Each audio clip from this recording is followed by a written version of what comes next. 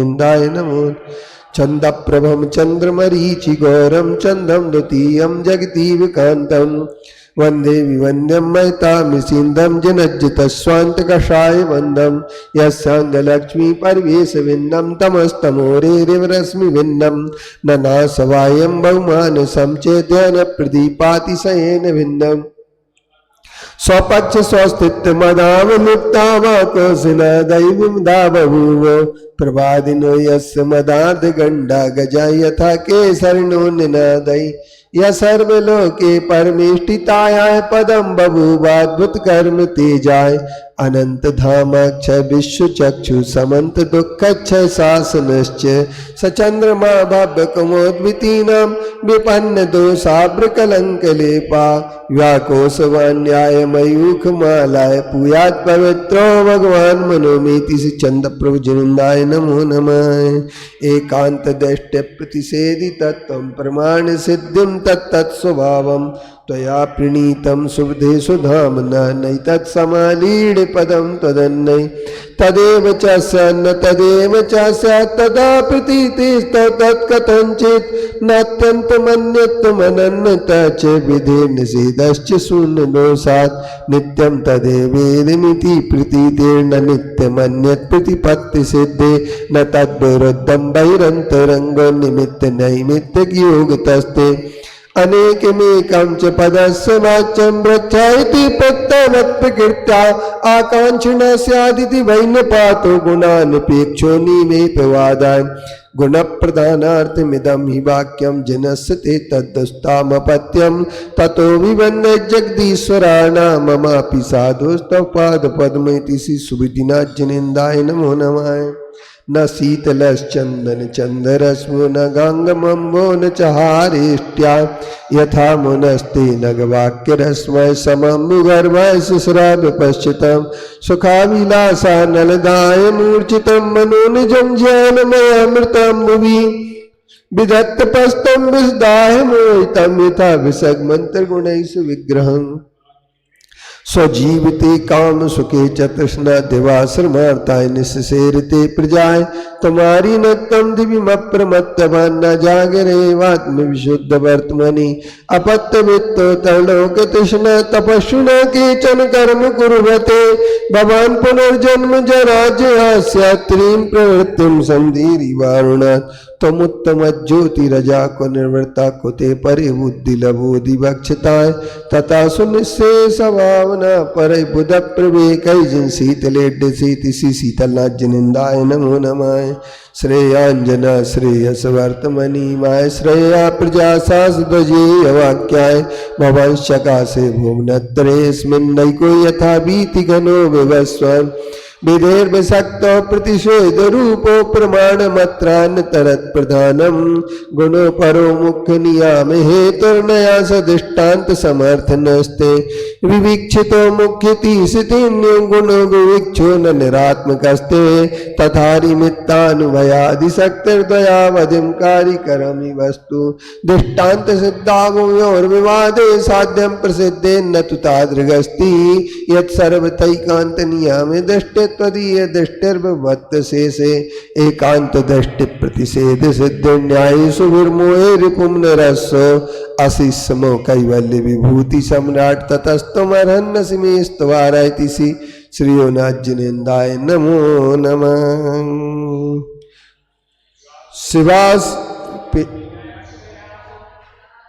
शिवास पूज्या विदय क्रियासु तम वास पूज्यस्त दसेन्द्र पूज्या मयापि पूज्योल्पदीया मुनीन्द्र दीपाच सख्यम तपनो न पूज्या न पूज्यार्थस्तैवीत रागे न निंदयानाथ विवांत वैरे तथापि ते पुण्यगुण स्मृति न पुनाति चित्तम दुरितांजनेभ्यां पूज्यम जनम त्वार्चयतो जनस सावद्रेशो बहु पुण्यरासौ दोषाय नालम कणिका विशस् न दूषिका शीत शिवाम्बुरासौ यद वस्तु आयम गुण दोष सूत्र निमित्तमभ्यंतर मूल हेतो अध्यात्म व्यत्यस्य तदंगभूतो मभ्यंतरम केवलमप्पलम ते बाह्येतरोपाधि समग्रते हम कार्येषु ते द्रवगता स्वभावा नैवान्यथा मोक्ष विधिश्च पुंसां तेनाभिबन्धस्तुम सर्वदानमिति सी।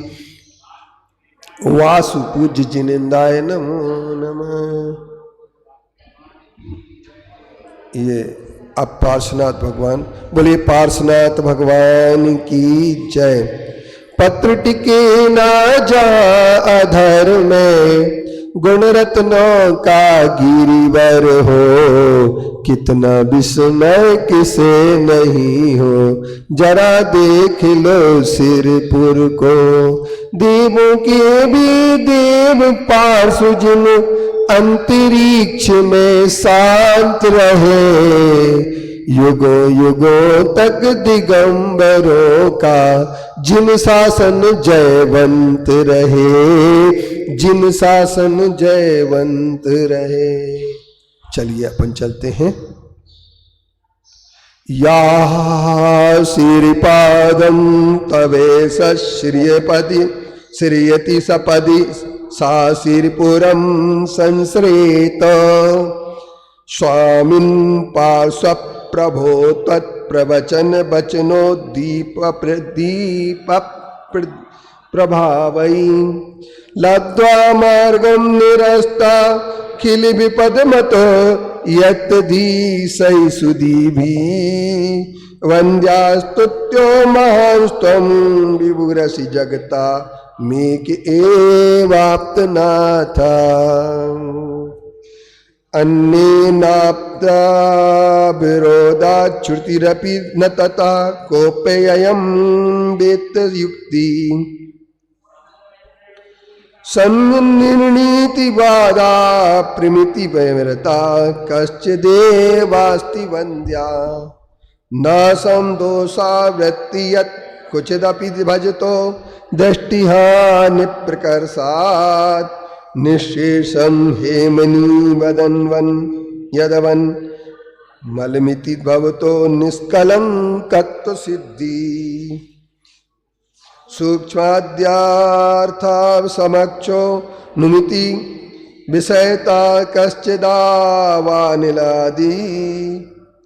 सत्वं निर्धूत कर्मच्चिति धर्म निबोहो दृष्टनिःशेष सत्त्वां। न्यायावाद्यागमोर्हन्नसि खलु भवता साह्यने कान्तदृष्टि।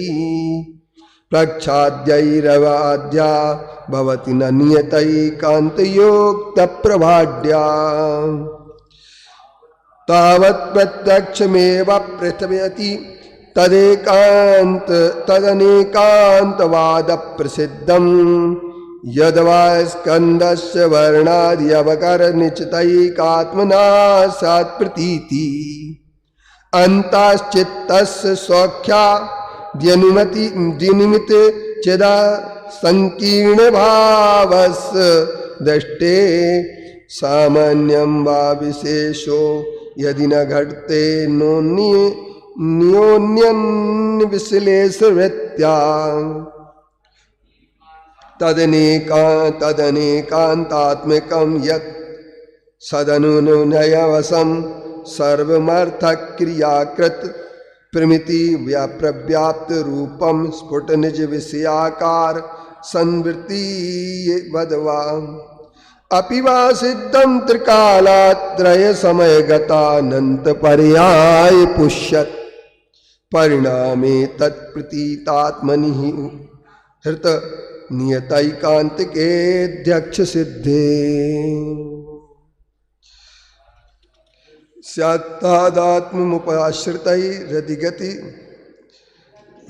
स्यात्तादात्ममुपाश्रितैरधिगता नन्तैर्भवेस्यद्भवत्। भूतैः सत्क्रम योग पद्य विधिवैर् यत्पर्ययैर्वा गुणैः। संकीर्णांगमद्रवद्रवति वा दृश्यत्यथो द्रव्यमी। मित्येतद्धर्मणि धर्मिता तत्पर्ययैश्वविवं भवेत् प्रक्रिया। नश्यत्युत्पत्तिषु तद्भवति न सन्वत्तासानुसम्पद्यते वा तस्यात्युत्पत्तिमुत्पत्स्यते सा स्थितिरसकृदलं नञ्छयति स्थास्यति तं नञ्चत्युत्पत्तिपत्स्यते ननसनमपि ततोत्पत्स्यते स्थास्यते यन् नक्षन्युत्पत्तिरेवं त्रिविधमिति भवेत्तत्त्वमर्हन्तवेष्टम् तदारूपा पदार्था स्वपरवदिविदशा पेक्ष सर्वसु सर्वा कर्णक्षीराद्यवाप्तिं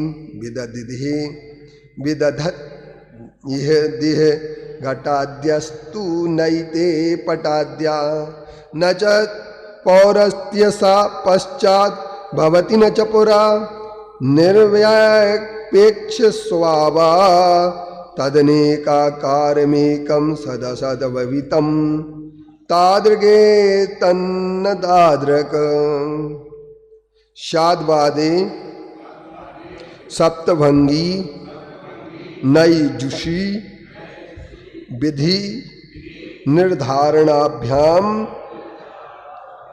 ही वस्त्वा रूढ़ं सत्वे तरात मक्रम नियम दिशा लक्ष्य तीर्थक्रियाकृद स्वर्णादेर्वा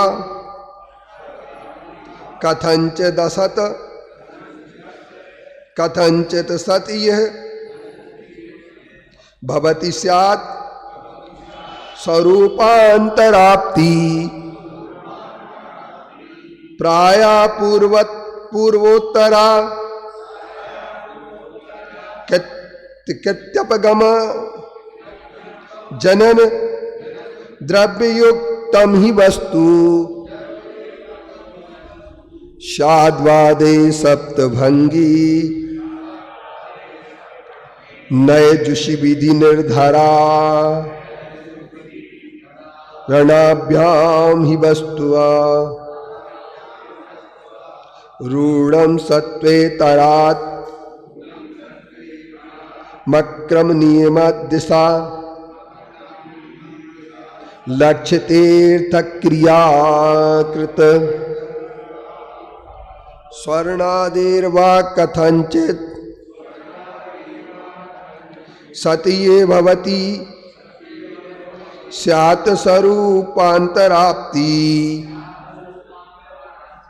प्राया पूर्वोत्तरा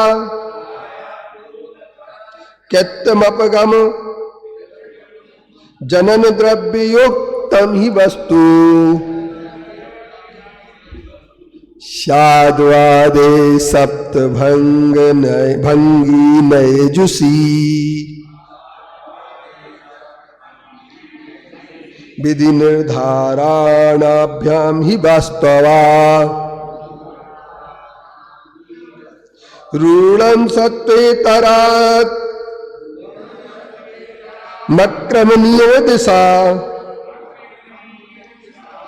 लक्ष्य तीर्थक्रियाकृत स्वर्णादिर कथंचित सत ये भवति स्यात् स्वरूपांतराप्ति प्राया पूर्वोत्तरा कृत्यपगम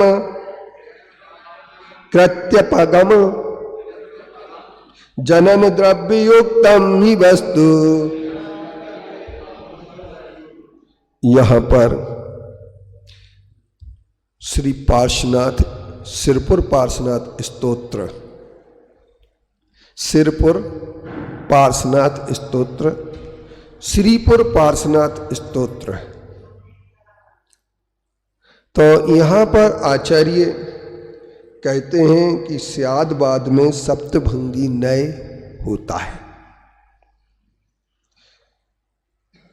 वस्तु का स्वरूप विधि निर्धारण प्रतिपादन करने में अनेकांत मत, विधि और निषेध, सत्ता और असत्ता का क्रम से नियम दिशा में, अर्थात वस्तु स्वरूप से अवस्थित जो होती है, सत असत, अस्ति नास्ति होती है, अर्थ क्रियाकारी लक्षित सुप्रतीत होती है वस्तु।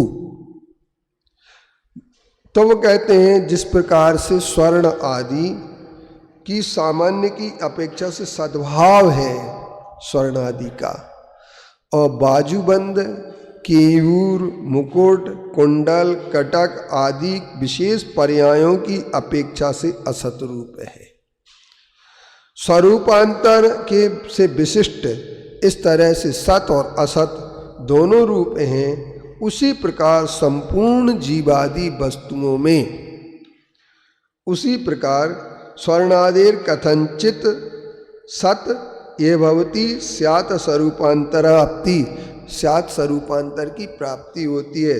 प्रायः पूर्वोत्तरकृत, जो प्रायः पूर्व आकार का त्याग, उत्तर आकार का ग्रहण, अन्वय रूप से दोनों में रहने वाला द्रव्य, ध्रुव, इन तीनों से युक्त है।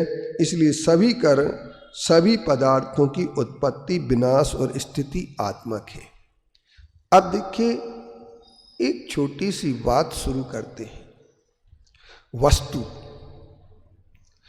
बोलने में वस्तु बहुत सरल और सावधानी पूर्वक लगता है। क्या कह दिए? वस्तु। वस्तु स्वरूप विचार खुशी से सब दुख संकट सहा करे।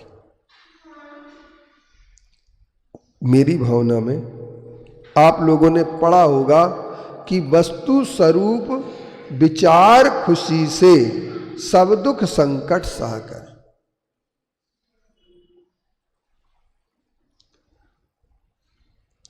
वस्तु स्वरूप विचार खुशी से।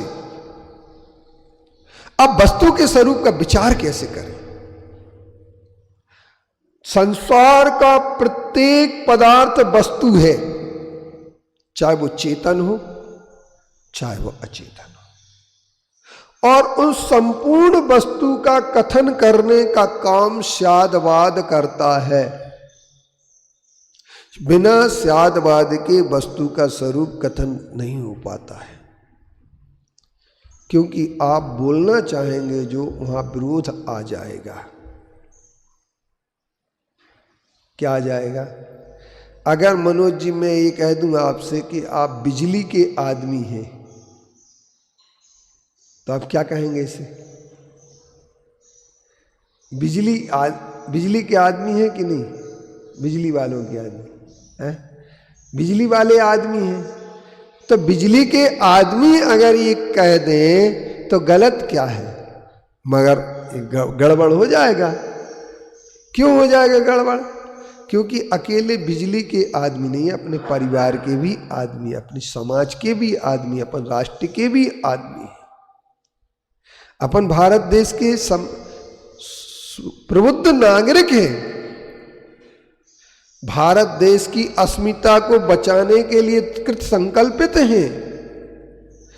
तो प्रत्येक वस्तु जो होती है, प्रत्येक वस्तु में बहुत सारी चीजें होती हैं। उसमें द्रव्य है, उसमें गुण है, उसमें पर्याय है। वही वस्तु सतरूप है और वही वस्तु असतरूप है। वही वस्तु मौजूद है और वही गैर मौजूद है। किस रूप में मौजूद है, किस रूप में गैर मौजूद है? सोने के रूप में मौजूद है तो कुंडल, हार आदि के रूप में गैर मौजूद है। वहीं के वहीं देख लेना आप। जब आप उसे सोना देखेंगे तो आपको केयूर, कुंडल, मुकुट आदि कुछ नहीं दिखेंगे। जैसे मान लीजिए आप अपनी चूड़ी को ले गई, या आपके आए दिन नगर में चूड़ी साफ करने वाले आते हैं, आभूषण साफ करते हैं, फ्री में करते हैं, कोई पैसा नहीं लेते बेचारे, बेचारे। गलत कह रहा हूं क्या? पैसे लेते क्या वो? बेचारे कोई भी पैसा नहीं लेते हैं, फ्री में पूरी चूड़ियां हार सब कुछ साफ कर देते हैं और सब कुछ साफ कर देते हैं, क्योंकि उनकी दृष्टि किस पर होती है? न तुम्हारे हार पर है, न चूड़ी पर है, उनकी दृष्टि है तो केवल सोने पर है। तो क्या करते हैं? जिस चीज से साफ करते हैं तेजाब आदि से, उससे तुम्हारा सोना उसमें चला जाता है और चमचमा जाते हैं। उन्हें क्या मिल जाता है? सोना। और आपको क्या मिल जाता है? चमकते हुए। वह महंगे बहुत पड़ गए। अगर आप चाहें तो सोने को साफ करने का सबसे बढ़िया तरीका होता है हल्दी। हल्दी से सोने बिल्कुल चमचमा जाता है। लेकिन आपको अपने घर की चीज पर विश्वास कहां है? तो वस्तु का स्वरूप जब आप विचार करेंगे कि घाटे में सौदा कैसे हो गया और चमकाने वाला फ्री में क्यों चमका गया, कुछ भी पैसे नहीं लिए, वो चमचमा दिया, अच्छा लगा ना? पूनम आंटी, अगर कोई आपके आभूषण चमका दे तो आपको कैसा लगेगा? अच्छा लगेगा ना? है? नहीं लगेगा अच्छा। मगर इसी तरीके से जिसकी जहां दृष्टि होती है वो वहां देखता है। अपनी अपनी दृष्टि का सवाल है। तो अपनी दृष्टि कहां है? किराने की दुकान वाले की दृष्टि किस पर रहती है? ग्राहक के पैसे पर। किस पर रहती है? ग्राहक के पैसे। और कंप्यूटर वाले की दृष्टि किस पर रहती है? अगर कोई चैनल चलाता है तो उसकी दृष्टि किस पर रहती है? रिच पर। और अभी एक बहुत बड़ी फंडा आया है कि जितनी ये चैनलों की टीआरपी बढ़ रही है या ये बढ़वा रहे हैं, तो ये क्या करते हैं, जो बिल्कुल अनपढ़ हैं उनके लिए कहते हैं तुम हमारी टीवी चैनल देखो खोल करके, हम तुम्हें 500 रुपये देंगे रोज। कितने रुपए देंगे? 500 रुपये देंगे। आप तो टीवी खोल करके छोड़ दो, आप बिल्कुल मत बैठो उसके सामने, हमारी चैनल लगा लो बस, इसके 500 रुपये मिलेंगे। और 500 रुपये मिलेंगे तो क्या होगा उससे मनोज भैया? उनकी टीआरपी बढ़ेगी, उन्हें विज्ञापन मिलेंगे और विज्ञापन से पैसा आएगा और पैसे से वो अपना पूरा काम निकालेंगे। बड़ा विज्ञापन कब मिलेगा? जितनी जिसकी टीआरपी बड़ी होगी। तो इस तरीके से हर आदमी की अपनी अपनी दृष्टि है। तो जिसकी जहां दृष्टि होती है, जैसे अभी कोई कांड हो जाए तो जितने सागर के नेता होंगे, पत्रकार होंगे, सब मौजूद मिलेंगे आपके लिए। आप कहेंगे बहुत हमारा ध्यान रखा साहब भैया आपने। भैया ने आपका बिल्कुल ध्यान नहीं रखा, आप भूल में हो। भैया ने अपने उपचुनाव को ठीक ठाक करने का पूरा ध्यान रखा। आप सोचते कि हमारा ध्यान रखा। तो ये एक बड़ा मामला जो होता है, एक बड़ा मामला हो जाता है ये, और बड़ा मामला हो जाने के कारण से ये मामला गड़बड़ हो जाए। इसको थोड़ा सा ऊंचा करवा देना यार सिद्धार्थ, ऐसे झुकना पड़ता है इस चौकी को बदलवा। एक बार बदलवा चुका हूं मैं, फिर उसने ज्यों का त्यों कर दिया। तो मेरे कहने का तात्पर्य ये है कि वस्तु का स्वरूप विचार करके, वस्तु स्वरूप विचार खुशी से सब दुख संकट सहा करें। अब वस्तु में जो स्वभाव है वो 3 रूप में, प्रत्येक वस्तु 3 रूप में, उत्पाद, व्यय और ध्रुव। हम 12 भावना पढ़ते हैं। पहली भावना कौन सी है डॉक्टर साहब, अभय कुमार जी? अरे भावना का नाम क्या है? अनित्य भावना, अनित्य भावना है। तो ये अनित्य कैसे आया? तो इस पर 6 लोगों ने लिखा है, वैसे तो 56 लोगों ने लिखा, अनित्य अनित्य पर 56 लोगों ने अपनी अपनी दृष्टि से अलग अलग लिखा। और कई ग्रंथों में, सरवार सिद्धि ग्रंथ में आपके लिए 12 भावना, अनित्य आसरणादि भावना, राजवार्तिक में, मूलाचार में और कई ग्रंथों में मिल जाएगी। स्वामी कार्तिकेय अनुप्रेक्षा स्वतंत्र लिखा गया और सबसे पहले आचार्य कुंद देव ने द्वादश अनुप्रेक्षा अनुविक 12 अनुपेक्षा के नाम से लिखा। इसके उपरांत मूलाचार प्रदीप में भी 12 अनुपेक्षा है। इसके उपरांत जो है ना कई ग्रंथ, ज्ञानार्णव ग्रंथ में भी 12 अनुपेक्षा है। तो ये 12 अनुभावनाएं कई जगह हैं, संस्कृत में है, प्राकृत में है, अपभ्रंश में है, मराठी में है, गुजराती में है, सब भाषाओं में है। लेकिन ये 12 भावना की व्यापकता को जब अपन देखते हैं तो 12 भावना का मूल फंडा क्या है? तो जब वस्तु स्वरूप विचार खुशी से एक शब्द दे दिया, 12 भावना वहीं आ जाएंगी पूरी। वस्तु का जो स्वरूप है 3 रूप में है, उत्पाद, व्यय और द्रव्य। तो कि एक जयचंद जी छावड़ा जी ने लिखा है, द्रव्य रूप करी सब थिर, पर्याय थिर है कौन, द्रव्य दृष्टि आप लखे, पर्याय नए करी गौन। और पंडित दौलत राम जी ने इस अनित्य भावना के बारे में लिखा है, जोवन ग्रह गोदन नारी, है गजन आज्ञाकारी, इंद्रिय भोग छीनी थाई, सुरधनु चपुला चपुलाई। तो वो कहते हैं कि यौवन, ग्रह, गोधन, यौवन, जोवन, ग्रह, गोधन, नारी और नारी, ये सारी की सारी जितनी चीज भी आपको मिली हैं, जो मिलता है वो बिछुड़ता है, जो मिलता है वो बिछुड़ता है। मिलने और बिछुड़ने के बाद या उसके पहले जो शुद्ध को देखता है वो खुश होता है।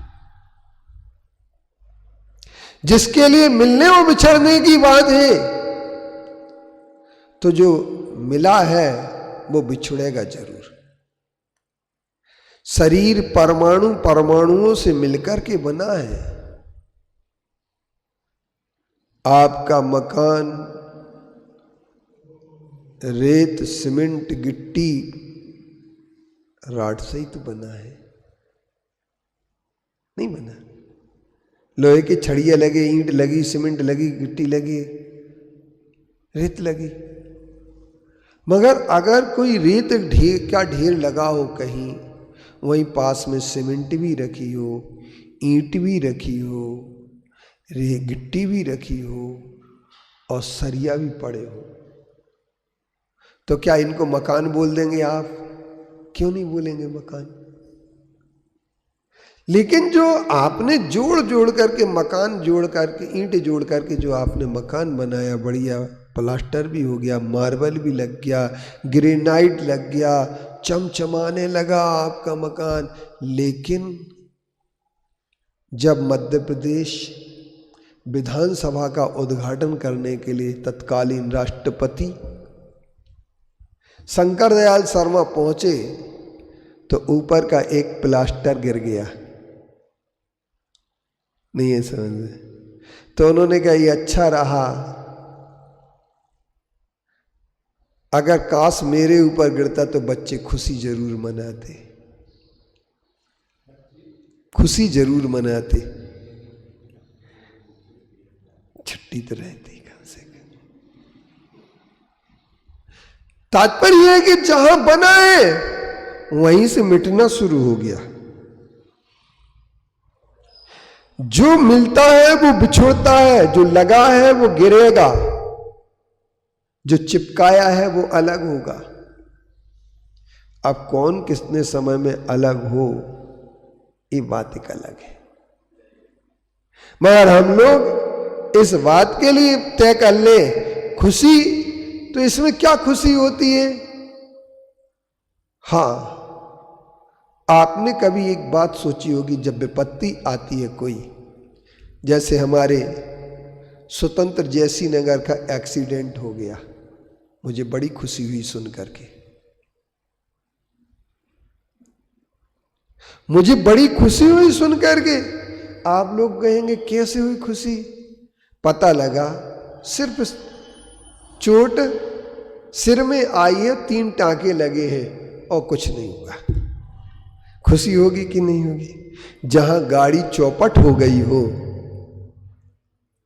वहां पर अगर आपका आदमी थोड़ी सी चोट में बच जाए तो खुशी की बात है कि नहीं? अब एक वृद्धा जिसकी समाधि हो गई, जो 90-94 साल की थी, तो उन्हें की समाधि होने के बाद आपको क्या होगा? खुशी। क्यों? मैं खुशी बता नहीं सकते, सब लोग मारेंगे, क्योंकि अगर आपने किसी की मौत पर खुशी बता दी तो सब मारेंगे। तो एक ही बात होती है, लेकिन वो बात हर जगह नहीं कही जा सकती। बात तो खुशी तो भीतर से महसूस हो रही कि चलो अच्छा रहा, इनकी सुधर गई, लेकिन व्यक्त नहीं कर सकते। अगर व्यक्त कर दी तो बेटा सब लोग लफड़ा कर देंगे। एक बार क्या हुआ कि लोग कई लोग होते ना, जैसे डॉक्टर सिद्धार्थ, कई लोग होते हैं ना जो एक बात को हर जगह प्रयोग कर देते हैं। तो एक बार क्या हुआ, एक बूढ़ी अम्मा एक्सपायर हो गई, तो एक सटोले लाल थे, सीधे साधे बेचारे, भोले भाले, तो सब गांव के लोग जा रहे थे, तो वहाँ पर जाकर के कह रहे थे, कुछ कोई कह रहा था, कोई कुछ कह रहा था। तो सटोले ने पूछा मनोज भैया से कि मनोज भैया हमें जाना है उनके यहाँ बैठने, तो क्या बोलेंगे? बोले कुछ नहीं, ये बोल देना ये तुम्हारी माँ नहीं थी, वो हमारी भी माँ थी, पड़ोसियों की माँ थी, पूरे गांव की माँ थी। कितनी अच्छी बात कही, सबने तालियां बजा दी। जैसे समय सटोले लाल ने बात कही, सबने ऊपर उठा लिया कि बोले इनमें इतनी अकल कहां से आ गई। जब सबने अकल उठा लिया ऊपर, तो सटोले फूल करके कुप्पा हो गए। क्या हो गए सटोले? अब अगली बार उनके लिए तो किसी की पत्नी एक्सपायर हो गई, अब वो सरपंच था और उसकी पत्नी एक्सपायर हो गई। अब सटोले ने मनोज से नहीं पूछा, बोले अब अपन को तो पता है कि क्या कहना है, तो क्या कहना? बोले अपन को सब पता है क्या कहना। तो उन्होंने जाकर के कहा भैया अकेली तुम्हारी पत्नी नहीं थी, वो मेरी भी पत्नी थी, वो पड़ोसियों की भी पत्नी थी, गांव वालों की भी, पूरे गांव की पत्नी थी। उनको उठा करके लोगों ने दे सटा। अब सटोले लाल आकर के कहते हैं कि मनोज के पास उस दिन गए थे, तो मनोज ने बताया था, तो अपने लिए सबने ऊपर उठा लिया था, और आज पिट गए, और भागते नहीं तो न जाने कितने पिटते। तो एक ही बात हर जगह तो नहीं बोली जा सकती है ना, तो इसी का नाम तो स्यादवाद है। सप्तभंगी न्याय इसी से शुरू होना है। सप्तभंग माने अस्ति स्यात्, स्यात् नास्ति, स्यात् अस्ति नास्ति, स्यात् अवक्तव्य, स्यात् अस्ति अवक्तव्य, स्यात् नास्ति अवक्तव्य, स्यात् अस्ति नास्ति अवक्तव्य। बताइए उसने बात जो बोली थी माँ के यहाँ जाकर के, तो अच्छी बात बोली कि खराब बात? और वही की वही बात बिना किसी परिवर्तन के उसने सरपंच के यहां बोल दी, तो पिटाई लग गई। बात खराब क्या बोली थी? बस बात तो यही है कि हर बात हर जगह नहीं बोली जा सकती है। बहुत अपन को अच्छी तरीके से पता है कि इन अम्मा जी की समाधि हो गई, अच्छा रहा, खुशी का विषय है। लेकिन आप कह मत देना किसी के एक्सीडेंट हो जाओ, तुम कहते हमें बहुत खुशी हो रही है यार, तुम्हारे उनका एक्सीडेंट हुआ तो हमें बहुत खुशी हो रही है, तो क्या हो जाएगा सिद्धार्थ? सिद्धार्थ कह रहे लफड़ा है। लफड़ा नहीं है, दुचलाई है, कुचर के धर दे तुम्हें भी। तो बात तो कभी कभी भीतर की खुशी बाहर मत निकाल देना।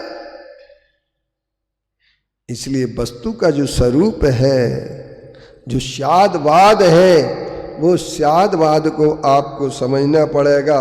और जब आप स्यादवाद को समझेंगे कि स्यादवाद सप्तभंग से युक्त है, जिसमें विधि और निषेध है, और जिसमें सत्ता और असत्ता का क्रम से लक्ष्य किया जाता है, तब अर्थ क्रिया सिद्ध होती है। और यदि एक साथ विधि और निषेध, सत्ता और असत्ता एक साथ बोलने लगेंगे तो सब गड़बड़ हो जाएगा। हम इन सब के कल उदाहरण भी आपको अच्छे अच्छे वाले देंगे जो आपके जीवन में आते रहते हैं, क्योंकि जैन आचार्यों ने हमारे लिए बात बिल्कुल वस्तु स्वरूप की समझाई, लेकिन उनके पास समय इतना नहीं था कि वो एक एक दृष्टांत आपको दे सके कि स्यात् अस्ति का दृष्टांत क्या हो सकता है, कहानी क्या हो सकती। इन सप्तभंगों पर 7 कहानियां लिखी जा सकती हैं। कितनी कहानियां? 7 कहानी, और 7 कहानी लिख करके सप्तभंग सिद्ध कर देंगे। तो ये काम अपन को करना है, 7 कहानी लिखना है सप्तभंगी की। किसकी लिखना है? जैन साहब सप्तभंगी। अब इसमें बात ये आती है कि यहां पर ये कहते हैं कि जैसे सोना है, तो सोने की सोना है पर अंगूठी नहीं है। जहां अंगूठी है वहां पर अंगूठी भी है और सोना भी है, दोनों चीजें हैं। तो एक हो गया कि सोना है, जिसकी दृष्टि सिर्फ सोने पर है, सोना मिल गया। क्या मिल गया? सोना मिल गया। अरे यार हमने मांगा था सोना, उनने अंगूठी पकड़ा दी, लड़ाई हो जाएगी कि नहीं हो जाएगी? शादी में अगर मान लीजिए किसी की शादी हो रही है तो उसमें अपन ने कहा एक अंगूठी मिलना चाहिए, उनने अंगूठी न दे करके 2 तोला सोना दे दो, तुम बनवात रही हो अंगूठी, तो ले लोगे क्या आप सोना? तुम नहीं लेंगे। क्यों? क्या मिलना चाहिए? अंगूठी। अब कोई जैसे मान लीजिए अपन को रोटी खाना, रोटी काय से बनती है? आटे से बनती ना। तो आटे में रोटी है कि नहीं है? बोलो पूनम जी कहां है? दे दो तो फिर उठा के आटा खा लो, तो बनेगी तब है रोटी। अभी तो नहीं है आटे में रोटी, और रोटी में आटा है क्या? नहीं है। जिस समय रोटी बन गई, सिक गई, उस समय कोई तुमसे कहने लगा आटो खा रही हो, तो तुम क्या कह हो? आटो नहीं खा। अच्छा तुम आटो खा दो कि नहीं खा दो? जी बताओ। नहीं खाती, आटा नहीं खाती है। देखो तो सही, पूनम आंटी आटा नहीं खाती है, तो क्या खाती है? पत्थर है? क्या खाती? आटा नहीं खाती, भगवान कसम। तो रोटी में आटा नहीं है क्या? नहीं है। कनक की रोटी बनती है, कनक कनक ते 100 गुनी, मादकता अधिकाय, एक पाए बोराए न, एक खाए बोराए नर, एक पाए बोराए। तो अस्ति और नास्ति यहीं पर है, यही भंग है। इसके लिए समझने की जरूरत है। इसके लिए अपन ने समझाने के लिए इसका अनुवाद किया, भाव अनुवाद भी और शब्दार्थ अनुवाद भी। ये 9वां काव्य है हमारा। इस 9वें काव्य में ये कहते थे, पार्श्वनाथ के उपदेशों में सप्तभंगमय न्याय मिला, विधि निषेधमय स्यादवाद से वस्तु तत्व निज बोध मिला। सत असत क्रम रूप व्यवस्था तत्व कथन चित सिद्ध हुआ। पूर्व और उत्तर रूपों का ग्रहण त्याग व्यवहार हुआ। बाजूबंद में मुकुट नहीं है, अस्ति नास्ति का भाव यही। उत्पत्ति में द्रव्य युक्त ही वस्तु तत्व है सिद्ध सही। वस्तु तत्व है सिद्ध सही। बात तो समझ में आ गई? एक बार और पढ़े, आगे ना। तो अपन ये कह सकते हैं कि सचमुच में वस्तु स्वरूप विचार खुशी से सब दुख संकट सहा करे। वस्तु के स्वरूप का जब हम विचार करते हैं तो खुशी हो से हम सारे संकट और दुख को सहन कर लेते हैं, क्योंकि संकट ही नहीं रहता है। और यदि हम वस्तु स्वरूप का विचार न करें तो क्या होगा? दुख बहुत बड़े भारी लगेंगे। पूरे दिन रात रोते रोते भी दुख नहीं टलेंगे, संकट नहीं टलेंगे।